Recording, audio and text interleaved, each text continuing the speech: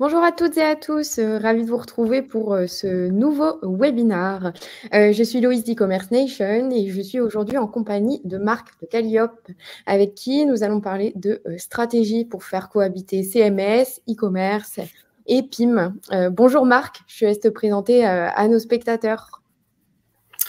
Bonjour, merci pour la petite présentation. Merci à vous tous d'avoir pris un petit peu de temps dans votre journée chargée pour venir m'écouter. Donc, petite présentation, Marc Hugon, ça fait plus de 20 ans que je travaille dans cet univers du digital. Aujourd'hui, en tant que directeur technique projet, responsable data, responsable des offres sur l'IA chez Calliope.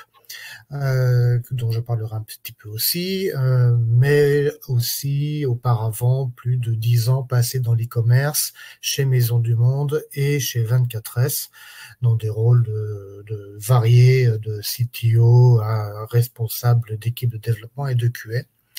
Et voilà, pas mal d'expérience sur des sujets qui ont touché aussi à d'autres choses que l'e-commerce, mais malgré tout, c'est un sujet avec lequel je me suis pas mal amusé. Pour revenir sur Calliope, Calliope est une société qui aide ses clients dans leur transformation digitale, leur au pluriel, puisque nous avons pour volonté d'être capables de trouver des réponses et d'aider nos clients à pouvoir travailler sur des sujets qui peuvent souvent considérés à faire du développement avec eux, parce que c'est la plus grosse force que nous avons chez Calliope, mais nous essayons quand même aussi d'être capables d'avoir du répondant, de l'expertise et de la pertinence quand on va parler de produits, quand on va parler du X, du UI, de faire des interviews utilisateurs pour essayer de trouver la bonne projection, de trouver les bonnes solutions à mettre en place. Ça va passer aussi potentiellement par de l'hébergement. On s'est spécialisé notamment sur le domaine de la souveraineté depuis quelques temps, où on va accompagner des comptes qui veulent rester dans des clouds souverains. Donc, on travaille avec Scaleway notamment sur ce genre de sujet. Je vous ai parlé de la data, je vous ai parlé de l'IA. Voilà, tout ça, ce sont des moyens pour nous de pouvoir proposer de l'accompagnement, de l'aide, du pilotage, de la stratégie ou de la réalisation auprès de nos différents clients. Quand je parle de technologie, nous ne faisons pas tout, c'est impossible de tout faire, donc forcément nous faisons des choix. Comme je vous l'ai dit, on a fait beaucoup d'e-commerce, on a fait beaucoup de Magento chez Calliope. Aujourd'hui, on est plutôt parti dans le monde du JavaScript, après avoir passé de très longues années, parce que Calliope a plus de 20 ans à faire du PHP. Je vais évidemment pas rentrer dans tous les logos qui sont ici. Vous retrouvez évidemment beaucoup de produits, de solutions qui sont liés à l'e-commerce, des PIM, des CMS, des outils de recherche, et puis aussi tous les petits logos qui vont bien quand on parle d'hébergement, d'intelligence artificielle, de mobile. Mais vous verrez, pour une fois, je vais arrêter de dire intelligence artificielle pendant le reste de cette présentation. D'un point de vue client, nous sommes plutôt aujourd'hui avec des grands comptes, d'une part, avec aussi des ETI, avec des sujets du domaine du gouvernement. Enfin voilà, on n'a pas de domaine particulier sur lequel on travaille. On n'est pas plus e-commerce que outils je sais pas, je pourrais vous parler d'outils sur la bourse, sur lesquels on a pu faire des développements aussi. Enfin voilà, le domaine de nos activités est assez large. C'est une volonté de notre part de pouvoir passer de l'hébergement hôtellerie à la biopharmacie. C'est vraiment notre sujet de prédilection, c'est la technique, c'est tout ce que je vous ai montré auparavant et le mettre en application sur des domaines variés et divers. Mais assez de présentation, j'ai préparé cette intervention en essayant de me projeter dans votre position à vous, en essayant de me dire, étant donné la thématique du jour, qu'est-ce que vous faites ?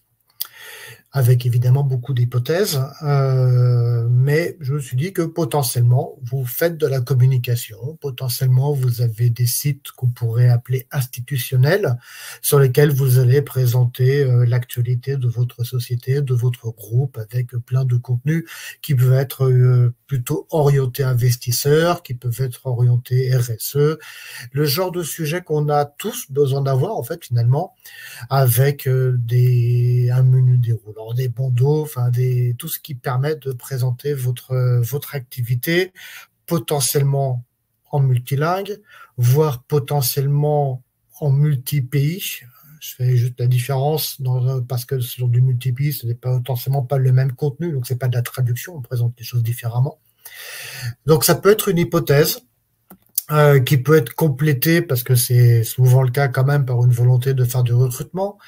Donc quand on parle de recrutement, forcément, ça veut dire qu'il va falloir présenter des offres d'emploi, qu'il va falloir proposer un tunnel permettant de faire sa candidature, ce qui peut aller jusqu'à avoir un espace pour les candidats sur lesquels ils vont devoir créer leur compte pour pouvoir suivre un petit peu comment se passe le process de recrutement. Là encore, on pourrait penser que ça va avoir du multilingue, du multi-pays, selon évidemment la taille de la structure du groupe de la société dans laquelle vous travaillez. Si on continue un petit peu à se projeter sur ce que vous pouvez éventuellement faire, on a de plus en plus de clients qui ont des activités assez fortes d'un point de vue social. Ça peut être des blogs, ça peut être des vidéos, ça peut être des forums. Ce sont en fait des espaces que vous mettez potentiellement à disposition du public, d'une certaine partie des personnes qui vont interagir avec votre marque et pour lequel, là, à nouveau, on va devoir leur permettre de créer un compte, de faire de la modération, d'avoir des interactions qui vous apportent évidemment, qui font sens par rapport à votre activité, qui apportent des interactions avec votre marque qui vous permettent de grandir et de pouvoir après peut-être vendre des produits, enfin, je ne sais pas, mais en tout cas c'est potentiellement quelque chose que vous avez. Et enfin, il y a encore un autre type d'activité que vous pouvez avoir, c'est que vous proposez des expériences qui vont un petit peu plus loin que l'expérience par défaut. Je ne sais, j'ai imaginé que vous pourriez éventuellement avoir une plateforme sur laquelle vous proposez des jeux, vous faites des concours. Voilà, c'est ce que je veux dire par type d'expérience, c'est que là, on commence à sortir un petit peu de ce que je vais trouver dans un outil un peu tout fait. Mais malgré tout, potentiellement, il y a un espace utilisateur qui va là-dessus. Et en fait, un petit peu ce qu'il y a de commun dans toutes ces possibilités-là, c'est qu'on va présenter du contenu, on va raconter des choses, on va, ne serait-ce qu'avoir, par exemple, une foire aux questions, avoir des conditions générales. Enfin, on a du contenu forcément. Mais le contenu, ce n'est pas que ce qui nous anime. Vous faites peut-être aussi ou toutes les possibilités sont ouvertes de la vente B2C avec des produits que vous proposez au grand public. Donc, qui dit produit dit pouvoir les présenter, dit pouvoir avoir un site avec une page d'accueil, avec de la communication qui va permettre, par exemple, de faire des soldes. Là, normalement, vous commencez à rentrer dans un magnifique tunnel qui vous occupe 2 fois par an avec les soldes. Mais donc, une fois qu'on a présenté les produits, il faut qu'on puisse les trouver, avoir un moteur de recherche pertinent et enfin, et surtout, puisque c'est quand même ça l'objectif, avoir un tunnel de vente qui va vous permettre d'arriver à déclencher l'acte d'achat, ce qui va être suivi généralement par un compte client par la suite, parce que l'expérience ne s'arrête pas pour le client quand il a acheté et passé commande avec sa carte bleue.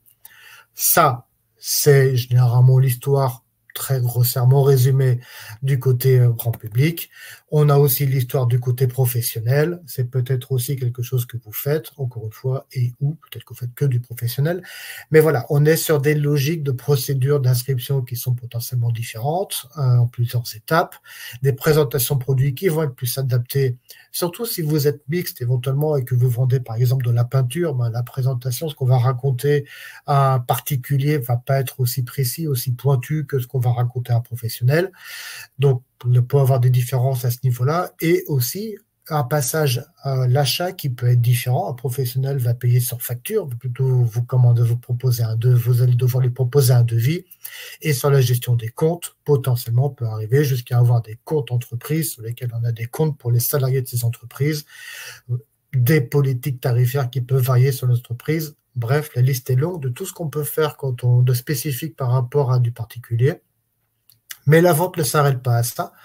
Vous avez peut-être une plateforme, un produit, j'en parlais tout à l'heure dans les hypothèses que je faisais sur le type de plateforme que vous pouvez avoir, un produit avec qui fait votre spécificité, votre particularité, payant, un abonnement à la consommation. Encore une fois, là-dessus, la liste est longue. Donc, vous avez un tunnel, malgré tout, un tunnel d'inscription avec un acte d'achat, un compte derrière de vos clients avec, encore une fois, tout ce qu'on peut imaginer comme cas particuliers qui sont évidemment directement corrélés au produit que vous avez. Et j'en terminerai un petit peu sur les hypothèses que je m'étais faites sur ce qui pourrait vous amener à être intéressé par mon petit laïus d'aujourd'hui. C'est le concept de la marque blanche. Donc, vous avez une plateforme qui est plutôt, du coup, potentiellement pour des gens comme nous chez Calliope qui allons l'implémenter pour des clients qui vont, du coup, proposer des services qui sont finalement sur lesquels vous donnez la possibilité d'aller plus vite, d'avoir plus un retour sur investissement plus rapide, une mise sur le marché plus rapide. Et donc, on est à nouveau sur un besoin assez spécifique, un processus de vente malgré tout, potentiellement avec des revendeurs. Mais voilà, c'était la dernière option que je m'étais imaginé sur la vente. Mais peut-être, comme je vous disais, que vous avez un petit peu de tout ça, un petit peu beaucoup, qu'une partie, deux parties, et c'est généralement normal. C'est un petit peu ce qu'on retrouve systématiquement en fait, parce que c'est compliqué, c'est jamais facile de se dire je ne fais que ça. Non, c'est pas tout à fait vrai. On fait principalement quelque chose et souvent un petit peu du reste. Et donc se pose la question de avec quoi vous le faites. Parce que c'est facile de mettre une réponse un petit peu par défaut. C'est facile de se dire, un site institutionnel, c'est un CMS. Content Management System, voilà, c'est de la gestion de contenu. Une plateforme CMS permet de gérer un site institutionnel. C'est ça la réponse. Évidemment, on verra que dans le détail, c'est un petit peu différent. Quand on fait du recrutement, on va avoir un bout de CMS. De toute façon, le CMS, il apparaît partout de façon assez logique. Mais par contre, on va potentiellement travailler avec une plateforme qui est un peu plus dédiée au recrutement, qui est capable de faire de l'analyse de CV, qui est capable de faire de la prise de rendez-vous. Voilà, tout ce que sait faire une plateforme de ce type-là, de la même façon que quand on veut avoir un forum, un Discord, éventuellement, voilà, j'ai utilisé le mot, vous n'allez pas recréer Discord, par contre, implémenter un Discord, proposer à vos utilisateurs de l'utiliser en le personnalisant avec ce qui fait votre image de marque et votre valeur. Vous allez pouvoir le faire avec un outil dédié. Et sur les expériences un petit peu plus poussées, probablement que là, on ne peut pas échapper à avoir quelque chose d'un peu plus spécifique, une plateforme qui vous est un peu plus propre, quand bien même vous avez peut-être greffé là-dessus des fonctionnalités, encore une fois, de type CMS pour présenter les contenus. Et quand on fait à peu près le même exercice sur le côté B2C, là, du coup, c'est la fête des acronymes, parce qu'il y en a beaucoup plus. Donc, l'OMS, l'Order Management System, donc tout ce qui va être tunnel. L'ERP est généralement très présent, parce que dès qu'il y a du chiffre, ça veut dire qu'il y a des commissaires aux comptes, qu'il faut faire des comptes à la fin de l'année, et c'est bien avoir des ERP, ces gens-là, pour pouvoir auditer les comptes de la société. Ça a d'autres, évidemment, intérêts, mais en tout cas, c'est l'une des raisons pour lesquelles on retrouve cet acronyme très régulièrement. Sur le B2B, potentiellement aussi, c'est vrai que j'ai pas encore parlé du PIM, donc sur la gestion de produits, vous pouvez avoir, on peut imaginer que ça fait partie de la solution de base quand on fait de l'e-commerce, d'avoir un PIM, un DAM, que j'ai mis plus dans le B2B, puisqu'on a plus de documents, on a plus d'assets, on a plus de besoin de pouvoir cibler les documents qu'on veut mettre en place par rapport au type de personnes qui vont aller sur le site. Voilà, les acronymes qu'on va revenir et qu'on va vouloir considérer un petit peu comme ça quand on arrive dans une position de connaisseur un petit peu naïf et qu'on se pose la question des outils que vous utilisez pour ce genre d'expérience. Pourquoi je le dis comme ça? Parce qu'en fait, dans la vraie vie, ça va plutôt être une plateforme CMS dans laquelle on a greffé des capacités de pouvoir faire de l'offre d'emploi, du forum et toutes les fonctionnalités que je vous ai montrées avant. Donc en fait, finalement, le jeu devient un peu plus flou et il s'avère que les CMS sont des plateformes dans lesquelles on peut rajouter tout ça, ou on peut retourner le truc, prendre une plateforme e-commerce, lui greffer à peu près le même type de plugin que ce dont je vous ai parlé pour la plateforme CMS, dont le plugin CMS. Ou tout ça, mélanger plusieurs plateformes qui sont potentiellement, pour de l'e-commerce, c'est un CMS, pour un CMS, c'est de l'e-commerce. Après tout, pour l'expérience client, on s'en fiche. Si l'expérience client est bonne, c'est pas si mal que ça. Mais c'est souvent un petit peu plus, voilà, exotique, on va dire, que ce qu'on aimerait bien pouvoir utiliser si on était encore une fois un petit peu naïf et si on se disait qu'il y a un bon outil pour faire une bonne solution. Et donc, en quoi est-ce que c'est problématique? Est-ce que c'est problématique? Comme je vous disais, on utilise souvent, du coup, potentiellement un CMS pour faire de l'e-commerce pour faire du CMS, et on le fait parce que c'est possible, parce qu'il y a des plugins, parce que c'est extensible, parce que ça marche, en fait, tout simplement. Et c'est vrai que ça marche, mais c'est important quand même de se rappeler que ça marche, mais avec des contraintes, et ces contraintes, elles viennent parce que il y a une histoire dans tous ces outils-là. Des histoires qui sont relativement longues. Là, je me suis amusé à prendre 4 produits qui sont loin d'être anodins et qui sont potentiellement utilisés par vous. WordPress, Magento, Adobe Experience Management, Shopify. Donc, à chaque fois, ça remonte à il y a 20 ans, à peu près, voire un peu plus pour WordPress. Et donc, pourquoi est-ce que j'insiste un tout petit peu sur ce point-là? C'est parce que quand les personnes qui ont commencé à travailler sur ces produits, quand je dis les personnes, c'est souvent 1, 2, 3 personnes qui, dans un coin, se sont dit « Tiens, moi, j'ai une idée intéressante » ou alors « Moi, je suis rebelle par rapport aux autres et donc c'est ça ce que j'ai envie de faire ». Et ça, ce que j'ai envie de faire, dans le cas de WordPress, c'est « Je veux faire des blogs ». Ça veut dire que les choix d'architecture, les choix de développement qui ont été faits étaient des choix qui étaient forcément ceux de la vision à court terme.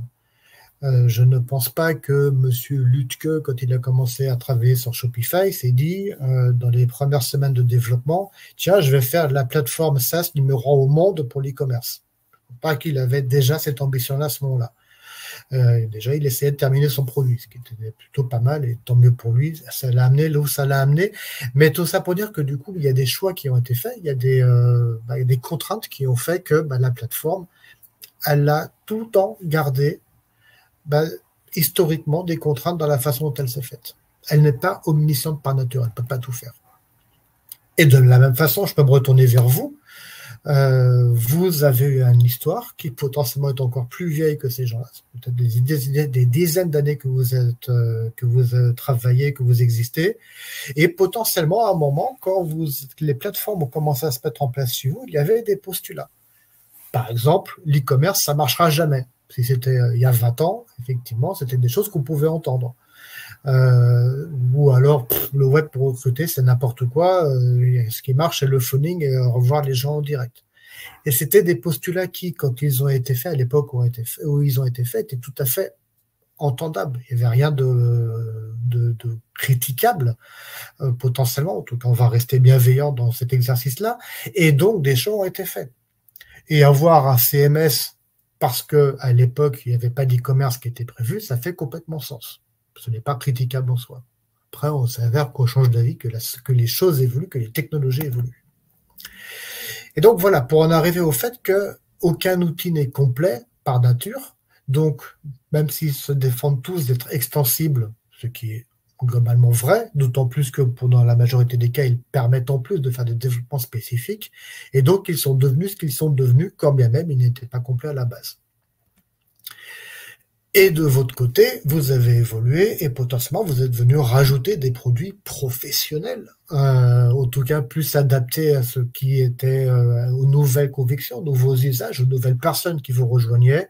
Et donc vous avez rajouté là-dessus un PIM, vous avez rajouté un DAM, vous avez un choix de solutions que vous avez internalisé, que vous avez externalisé, ce qui vous a amené à quelque chose qui est un peu complexe, sur lequel vous avez misé sur des connecteurs qui étaient certes là, mais qui malgré tout permettaient peut-être pas de tout faire. Vous êtes arrivé potentiellement à des situations où vos équipes, pour réussir à faire une action, sont obligées de le faire à plusieurs endroits différents, ce qui est évidemment toujours un petit peu compliqué en termes de productivité. Vous en êtes arrivé à une situation où les données, du coup, sont plus ou moins dupliquées. C'est-à-dire que vous avez des données produits qui existent dans PIM, mais potentiellement des données supplémentaires qui existent dans votre OMS. Et peut-être même qu'il y a des cas où les données sont censées être les mêmes, mais ce ne sont pas les mêmes. C'est assez courant de retrouver ce genre de problématique. Et d'un point de vue expérience client, il est sur une plateforme et puis quand il va faire acte de candidature, ok, le logo est toujours le même, donc c'est bon, ça n'a pas trop changé, mais en fait, tout a changé. L'expérience n'est plus la même, les formulaires ne sont plus les mêmes, les mails ne tombent pas plus de la même façon. C'est ce que nous, on appelle une expérience avec couture quelque part, et c'est bien quand on essaie de réfléchir à des solutions, on a bien essayé de se pencher sur l'expérience sans couture, où l'expérience est faite pour les utilisateurs. Et en fait, ce que vous avez, j'aime bien appeler ça une boîte de pétri, c'est-à-dire que vous avez créé un écosystème qui est plus ou moins vivant, qui est vivant d'ailleurs, qui continue à bouger, chaque élément bouge dans son coin. Et en fait, pour répondre un petit peu à la question que je posais, est-ce que c'est une mission impossible de faire cohabiter un CMS, un e-commerce, un PIM? Ma conviction, c'est que globalement, à terme, oui. À terme, oui, c'est assez impossible. Ce sont des êtres vivants qui ne sont pas faits pour bien cohabiter, même s'il y a des exceptions et même si on peut réussir quand même à en faire quelque chose. Comment? Qu'est-ce qui peut fonctionner? Alors déjà, la fameuse boîte de pétri, elle a fonctionné jusqu'ici, j'ai envie de dire, et peut-être que même elle continue à fonctionner. Donc si elle a fonctionné jusqu'ici, c'est qu'elle n'est pas non plus à jeter. C'est que vous avez des équipes qui potentiellement savent utiliser les outils qui sont de mise à leur disposition. Vous avez un contrôle qui est plutôt correct de ces différentes couches logicielles qui sont utilisées. Et pour l'instant, vous n'avez pas encore été confronté à des besoins, à des évolutions de votre marché qui vous obligent à voir cette architecture logicielle qui vous plaît pas beaucoup peut-être, parce que vous savez que c'est un joyeux mélange de plein de choses qui potentiellement sur le papier se mélangent pas. Mais voilà, vous n'êtes pas confronté à quelque chose qui vous demande de devoir tout mettre à la poubelle. Donc j'ai envie de dire, dans cette configuration-là, ça marche. Ça a marché pour beaucoup de monde et ça continue à marcher pour beaucoup de monde, donc ce serait un petit peu exagéré de dire que c'est le mal absolu. Par contre, il y a des limites.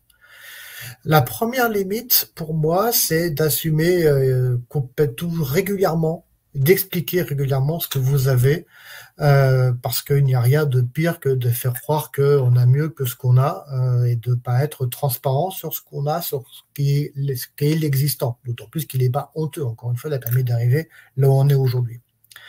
Il y a un autre aspect, je parlais tout à l'heure de vous penser que vos équipes savent utiliser vos outils. Je vous invite à vous challenger sur cette considération-là.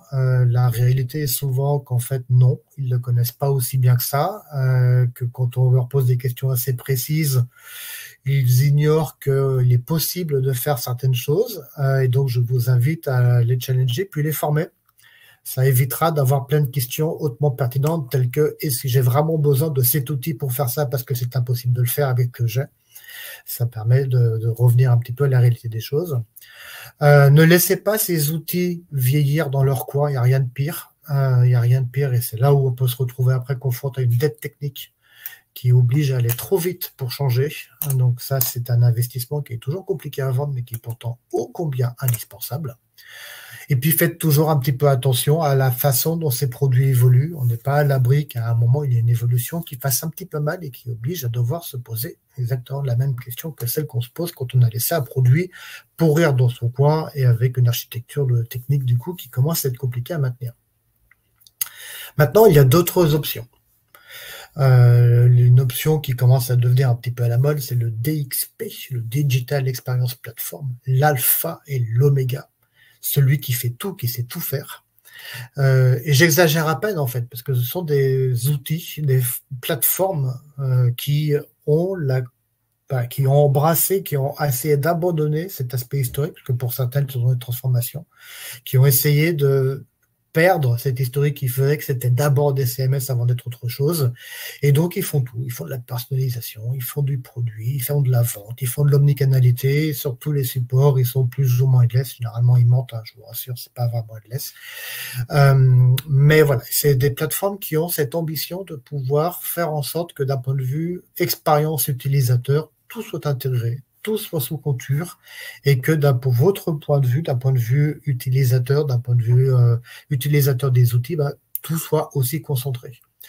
Donc, je pourrais vous donner une liste d'exemples beaucoup plus longue que celle-ci. Ce sont forcément des noms que vous avez croisés, que vous avez vus, qui effectivement ont une liste de possibilités, de capacités qui sont assez impressionnantes, qui ont malgré tout des limites.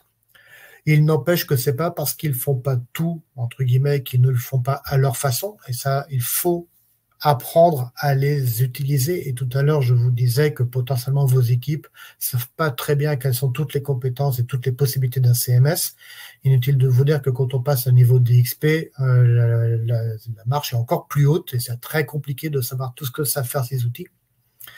Donc, il y a vraiment quelque chose d'important à ce niveau-là, à réussir à les appréhender. Ce sont aujourd'hui des outils, on va pas se mentir, qui se positionnent pour des comptes qui ont des moyens financiers qui sont pas tout à fait anodins, c'est souvent assez cher. Mais encore une fois, ça peut faire sens par rapport à tout ce qu'ils savent faire. Vous avez une dépendance avec leur roadmap, évidemment. Et puis l'extensibilité, la promesse de l'extensibilité va toujours être un petit peu compliquée, peut être un petit peu compliquée quand eux-mêmes ont leur propre façon de gérer une problématique et donc réussir à réellement cohabiter avec un outil externe qui potentiellement a sa propre philosophie, sa propre façon de faire. Il peut y avoir un petit peu de rigueur. Et enfin, parce que pour moi, il n'y en a pas beaucoup d'autres, il y a une troisième option qui est l'architecture composable. Tout à l'heure, je vous parlais de alpha et d'oméga. Là, c'est plutôt le côté oméga et l'alpha, c'est pour votre pomme. Dans mon image, l'oméga, en gros, c'est de se dire, OK, on va revenir sur le postulat de pour gérer des produits, j'utilise un PIM, pour gérer des médias, j'utilise un DAM. Et tout ça, ce sont des produits totalement indépendants qui sont spécialisés et qui savent très bien faire ce qu'ils savent faire. Un CMS, c'est là pour gérer des contenus, c'est pas là pour faire un menu d'administration de bandeaux déroulant de mon site, c'est pas la même chose. C'est fait pour gérer des contenus et c'est là où l'expérience front, ce que va l'expérience de vos clients, là par contre, c'est à vous de la gérer. Parce que du coup, l'architecture composable, c'est se dire, j'utilise des bons outils pour faire ce dont j'ai besoin d'un point de vue métier. L'expérience client, c'est moi. L'alpha, c'est moi, c'est mon job et je veux proposer une expérience client sur laquelle j'ai un contrôle parfait et donc je vais miser là-dessus. Donc c'est ce qu'on a l'habitude de faire chez Calliope avec ce type d'architecture très schématique. Donc vous avez sur la droite là tous vos produits sur étagère qui sont encore une fois spécialisés dans ce qu'ils savent faire. On a une couche au milieu, donc nous on travaille avec des outils plutôt open source, donc ça s'appelle Apollo, donc c'est du GraphQL, donc ça veut dire qu'en fait on va tout exposer pour le front avec juste un seul point d'entrée, une API, qui va permettre de laisser ce gros truc au bloc, ce monolithe au milieu, qui va permettre de faire le lien entre un produit, un article, une image, etc., etc., etc. Voilà, pour information, j'avais d'ailleurs fait, pour ceux que ça intéresse, un webinaire il y a 2-3 semaines sur ce sujet de l'architecture composable. On pourra vous donner les moyens d'aller voir ça. Ça a des limites, évidemment, il n'y a pas de solution magique. Vous l'avez compris, l'alpha, c'est à vous de le prendre, de l'assumer. Donc, ça veut dire qu'il faut avoir une culture du développement, que ce soit internalisé ou externalisé.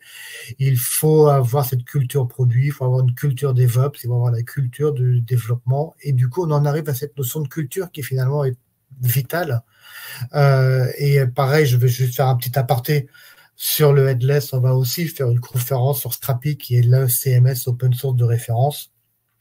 Et donc, je vous invite éventuellement à nous rejoindre si vous êtes intéressé par ce genre de sujet. Et j'en reviens à la culture. Parce que j'ai été un petit peu technique jusqu'ici. Mais la technique ne suffit pas et il s'avère que j'interviens parfois chez des clients qui se posent des questions sur la façon dont ils vont faire évoluer leur architecture. Et l'une des questions que je leur pose, c'est OK, mais qui vous avez? Quelles sont vos équipes? Est-ce que vous avez des équipes de design, des équipes de rédactrices, comment travaille votre équipe RH? Est-ce que vous avez des modérateurs, des créateurs? Et si on va dans l'e-commerce, la liste est longue du type de profil que vous pouvez avoir. Comment est-ce qu'ils sont organisés? Comment est-ce qu'ils travaillent en collaboration? Est-ce qu'ils sont même sur des sites qui sont différents? Tout ça, ça va avoir une importance par rapport à la façon dont on doit se projeter, dont vous pouvez vous projeter. Encore une fois, est-ce que c'est le Petri qui est la bonne solution? Est-ce que c'est le DXP? Est-ce que c'est quelque chose d'un peu plus composable? Et aussi, quelles sont vos habitudes? Est-ce que ce sont des développements que vous aimez, que vous internalisez, sur lesquels vous avez l'habitude de travailler? Est-ce que l'externalisation est plutôt votre façon de faire? Un mix des deux, qui est plutôt généralement la recommandation, surtout quand on cherche à être un petit peu inspiré par ce qui peut se passer à vos côtés. Et encore plein d'autres termes qui sont importants et qui sont indispensables aussi sur vos façons de travailler, sur ce qui est votre habitude au niveau entreprise. Est-ce que vous êtes plutôt sur du cycle en V, de la spécification technique détaillée, ce type de projet-là, ou est-ce que vous êtes plutôt des agilistes convaincus, adeptes du Kanzen et du Kanban? Très probablement ni l'un ni l'autre, un peu des deux, mais voilà, c'est pour ça que il faut aussi, et c'est là-dessus que je vais terminer, dans la question sur laquelle je me suis amusé à réfléchir pour vous parler aujourd'hui de cette cohabitation CMS, e-commerce, PIM et autres, bah, c'est aussi une question de cohabitation de type d'équipe, d'organisation, parce que c'est directement corrélé.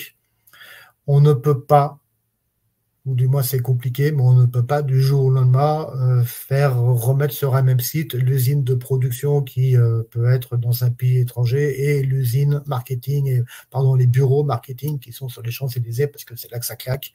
Ça marche pas. Et donc ce sont des contraintes, en tout cas ce sont des paramètres qu'il faut prendre en compte. Voilà. J'espère que ça a été clair, que je n'ai pas oublié trop de sujets, et je vous invite à me poser des questions si vous en avez. Je vais vérifier ce qu'on a de mon côté.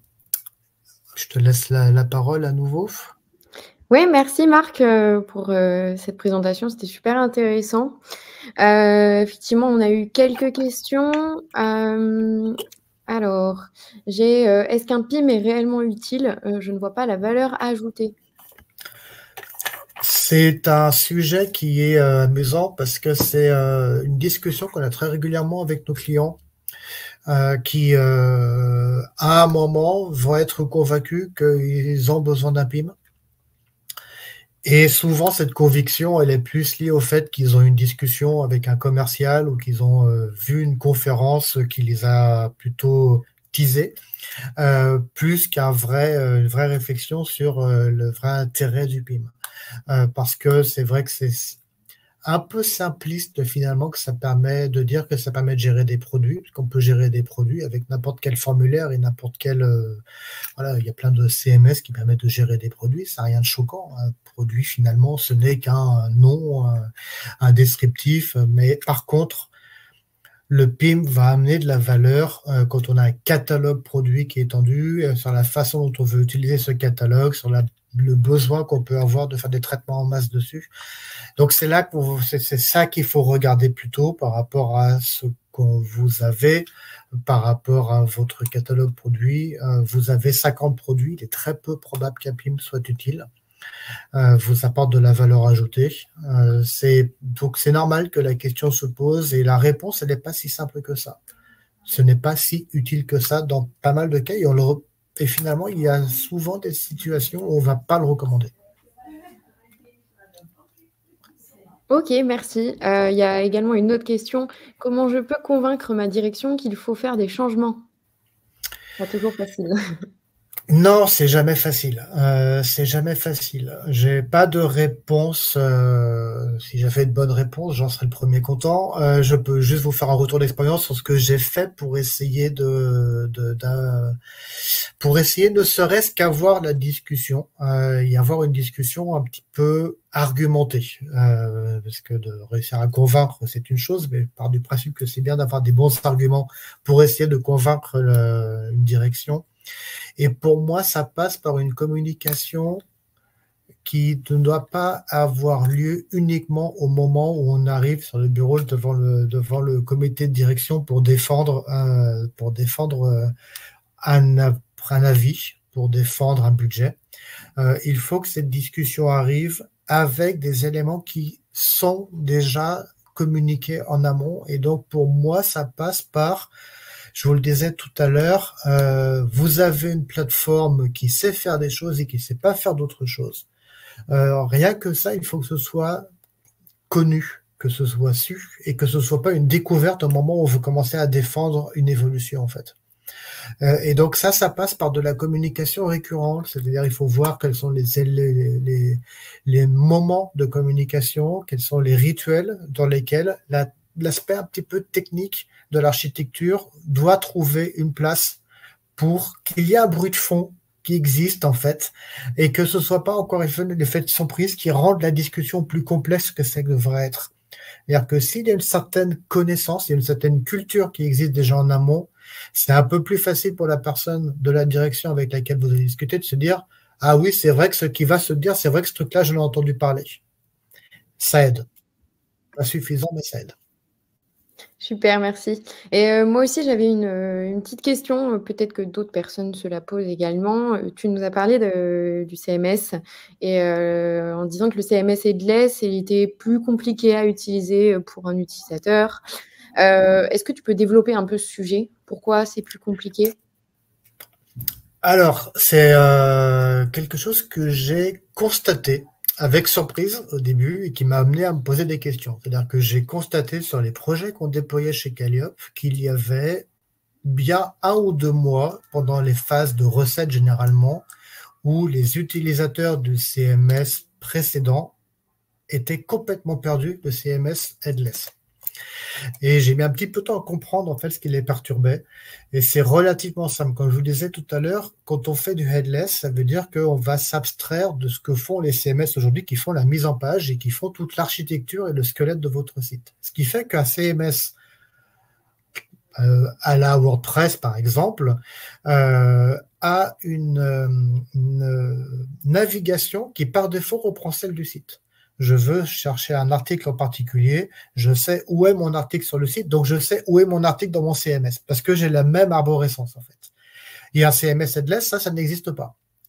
Un CMS headless, l'arborescence, il s'en occupe pas. Lui, il a juste des articles, et l'article, après, c'est un choix éditorial de pouvoir le lier à quelque chose qui s'avère être une page, mais pour lui, c'est un concept aussi fumeux qu'un autre article. Enfin, ça n'a pas aucune valeur pour lui.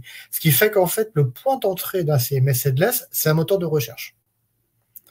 Un contenu est accessible dans un moteur de recherche et en plus, il permet de lier tout et n'importe quoi parce que du coup, les CMS qui sont très proches de l'architecture du site vont potentiellement se créer des barrières et créer des impossibilités de lier des contenus par rapport à d'autres parce que ça fait pas sens d'un point de vue arborescence. Là où CMS headless, lui, n'a aucune contrainte de ce type-là. Et donc, cette liberté, parce que finalement, c'est une liberté qui l'amène, et demande un moment de prise en main, un moment d'appréhension généralement, parce qu'il y a peut-être une certaine crainte d'un point de vue utilisateur de l'outil, de je vais casser quelque chose, je peux faire trop de choses quelque part. Alors qu'avec l'ancien, ça va, j'avais l'impression que c'était plus bordé. En fait, c'est pas grave, parce que ça va être géré par l'expérience front. Mais voilà, c'est ce qui, c'est C'est pas un cas particulier, c'est juste, je l'ai vu tout le temps. À chaque fois, j'ai vu des personnes passer d'un WordPress, d'un Drupal, d'un Ibiza, enfin ce que vous voulez, à un outil headless et avoir un moment d'appréhension et de vide. Et du coup, on est même arrivé à leur faire des petits plugins spécifiques pour les aider un petit peu à retrouver quelques réflexes qu'ils perdent quand ils passent sur le modèle CMS headless. Merci, c'est effectivement plus clair. Mais c'est très bien en plus du coup d'avoir votre accompagnement quand on change d'architecture comme ça. Je te remercie pour tes réponses. On a répondu à toutes les questions, Bah, il de me rien. semble. Super. Mais si jamais vous souhaitez poser d'autres questions ou continuer la discussion avec Marc, c'est possible. Je vous ai mis dans le chat son mail ainsi que son LinkedIn. Voilà, donc n'hésitez pas à le recontacter. Également, si vous souhaitez revisionner ce webinaire, ce sera possible grâce au replay qui sera disponible très prochainement. Voilà, avant de terminer ce webinaire, Marc, si tu souhaites nous dire un petit mot de la fin pour conclure sur le sujet ou un petit conseil, je te laisse nous dire ça. J'aime bien quand même malgré tout les outils sur lesquels j'ai tapé. C'est pas très grave voilà, c'est pas grave d'utiliser du Shopify pour faire de l'e-commerce. Ça reste la plateforme numéro 1 aujourd'hui. Donc voilà, ne pensez pas que j'ai un avis si critique que ça. Quand bien même le mélange, j'ai souvent vu des situations un peu compliquées se créer. Je vais juste t'interrompre parce que je vois qu'il y a une question qui est arrivée entre-temps. Ouais, n'hésite pas. Vas-y. Alors, dans quel ordre on les installe? Qu'est-ce qui vous amène le plus de valeur? Pour moi, c'est ça le bon ordre. Qu'est-ce qui va vous permettre quel est le ROI? Si c'est le PIM qui vous amène le plus de valeur ajoutée, parce que tout ça, ce sont des coûts de mise en place, des coûts d'installation. Si c'est ça qui a le plus d'impact, qui vous permet de gagner le plus en productivité ou qui vous permet de mettre en place des produits, des fonctionnalités qui ont le plus de sens par rapport à votre métier et par rapport à vos clients, c'est pour moi ça le meilleur biais. C'est pas le biais technique. Le PIM peut arriver après l'OMS ou vice versa. C'est vraiment pour moi la valeur. C'est ça qu'il faut toujours prioriser. Super, merci pour cette dernière réponse. Voilà, on a terminé. Je te remercie encore une fois pour ton intervention. Merci à vous. Merci à vous également de nous avoir regardés.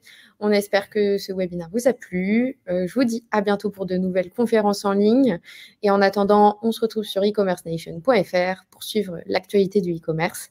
Je vous souhaite à toutes et à tous une très belle journée. Merci à toi, Marc. Et puis, à bientôt. À très bientôt. Merci beaucoup.